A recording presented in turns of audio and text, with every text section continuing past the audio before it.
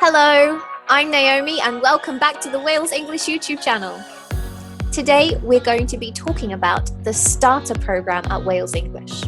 It is aimed at beginner and zero beginner level students and it's brand new for 2021.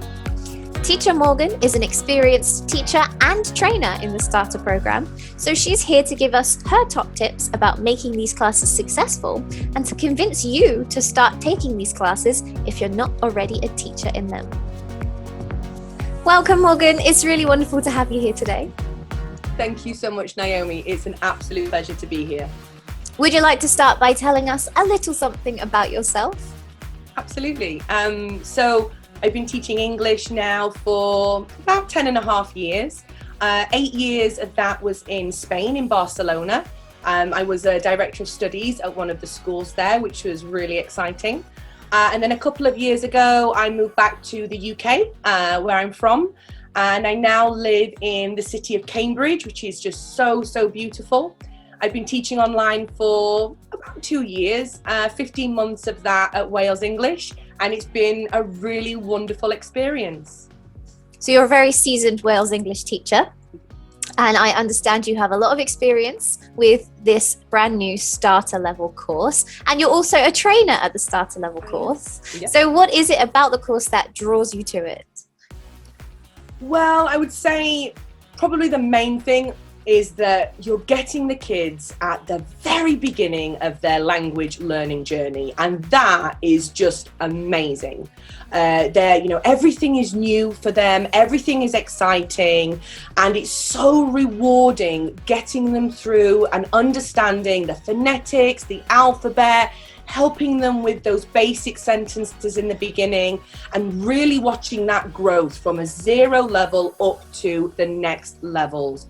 It is really such a rewarding experience, and the kids are fantastic. They are so much fun.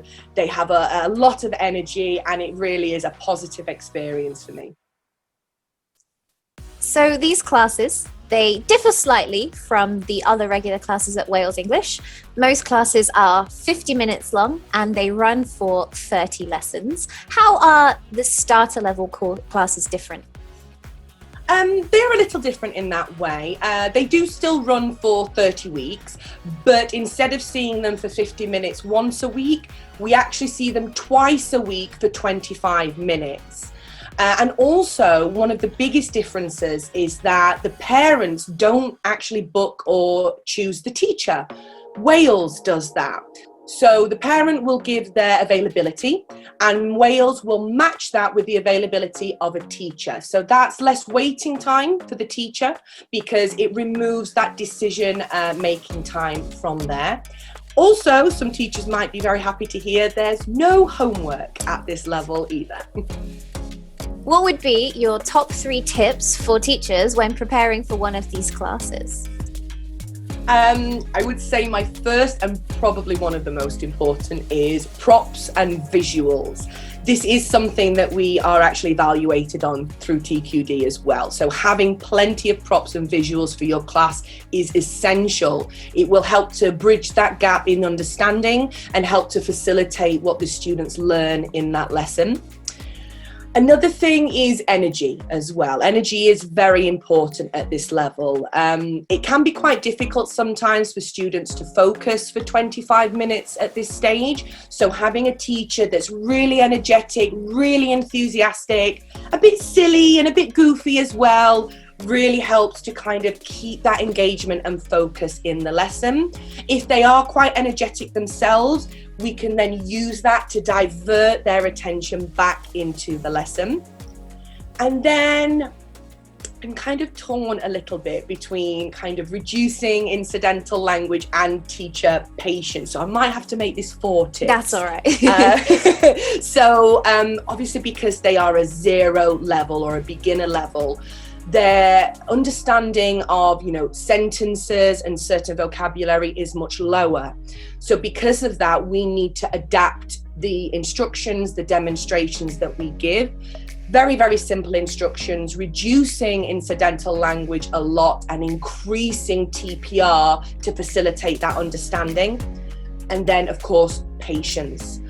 Generally, the children are younger at this level. We do obviously have the older ones as well, but it can be quite daunting and quite a scary experience when you've never learnt a language before, and even more so if you've never done a class online before. So we're not just teaching them the language, we're teaching them how to do classes online, and there does need to be a certain amount of patience with that. Not just the usual giving them enough time to respond, but showing that we are encouraging them, we're rewarding them, and we're patient when maybe they don't understand anything or they're not quite getting our instructions. So definitely, big smiles and lots of patience for the students at this level. That's some really great advice, and I really like how you highlighted that it's basically a blank canvas and we are teaching them how to learn as much as we are teaching them English. Absolutely, absolutely.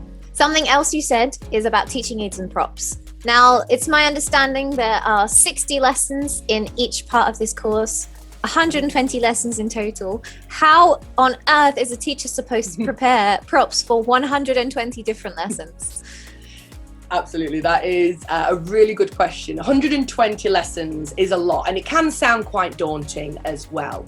I generally find that multifunctional props work, but some of the absolute necessities are alphabet flashcards, definitely. I've got some here that I can show you. So I have lots of alphabet flashcards that I use. This helps them with the phonetics and with the letters themselves. I would also say maybe like a class companion. Some students can be quite shy, and bringing in a class companion not only helps to kind of show dialogue, but it can help to bring the student out of their shell.